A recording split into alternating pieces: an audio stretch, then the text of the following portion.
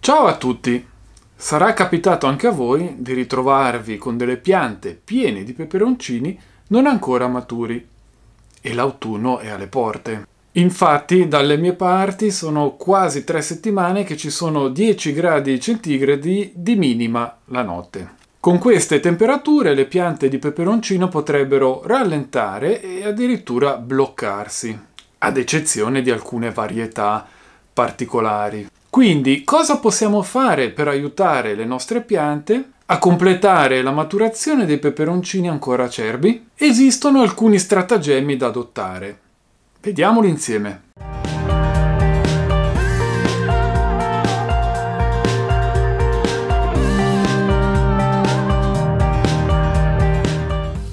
Il cuore della pianta è il fittone, ovvero quella parte centrale della radice che ha una forma simile ad una carota. Il nostro compito è quello di mantenere al caldo il cuore delle nostre piante. Solo così riusciremo a portare a termine la maturazione dei frutti ancora acerbi. E possiamo farlo utilizzando il fertilizzante giusto. Come abbiamo visto in altri video, esistono due categorie principali di fertilizzanti: minerali e organici.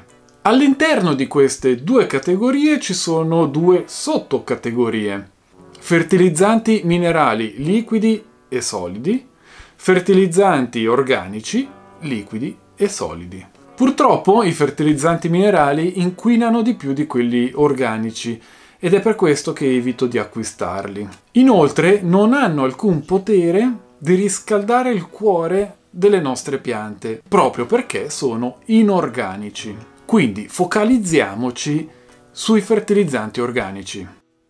Dunque, dicevamo che ci sono liquidi e solidi. La differenza sta nel fatto che quelli liquidi vengono assimilati più velocemente dalla pianta, mentre quelli solidi molto più lentamente. I fertilizzanti organici solidi, come per esempio il compost maturo oppure lo stallatico pellettato, sono la chiave per riscaldare il cuore delle nostre piante. Questi prodotti, a contatto con l'umidità del terreno, attivano dei processi biologici che generano calore. E questo calore aggiuntivo favorisce la maturazione dei peperoncini. Viene da sé che in estate invece è meglio evitare l'utilizzo di fertilizzanti organici solidi, meglio preferire quelli liquidi, che non fanno surriscaldare il cuore delle nostre piante.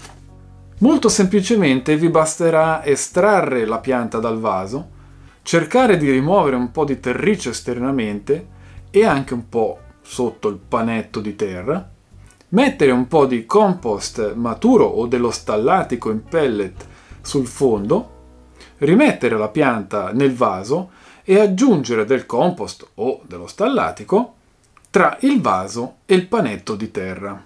Inoltre è bene anche aggiungere dello stallatico o del compost, quello che avete, sulla superficie del vaso e magari interrare un pochino il tutto. In alternativa, nel caso in cui le radici si sono sviluppate parecchio e ci risulta difficile togliere del terriccio dal panetto di terra, possiamo utilizzare un vaso leggermente più grande così da poter inserire il compost o il pellet senza dover togliere ulteriore terra. Infine mettiamo qualcosa intorno al vaso per mantenere questo aumento di temperatura. Solleviamo il vaso da terra per evitare la dispersione del calore dal fondo e applichiamo uno strato di pacciamatura in superficie per evitare la dispersione di calore dall'alto. Logicamente anche per le piante nell'orto è possibile adottare lo stesso sistema. Molto semplicemente aggiungete il compost o lo stallatico sulla superficie e poi con una zappetta incorporate un pochino il tutto col terriccio.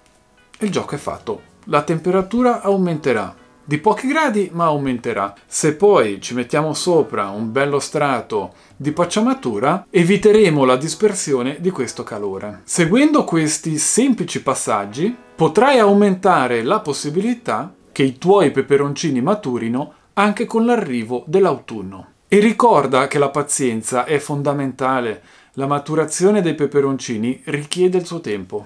Bene, siamo giunti alla fine di questo video che spero vi sarà utile. Se avete domande potete farle qui sotto. Grazie per avermi tenuto compagnia, ci vediamo nel prossimo video e piccanti saluti!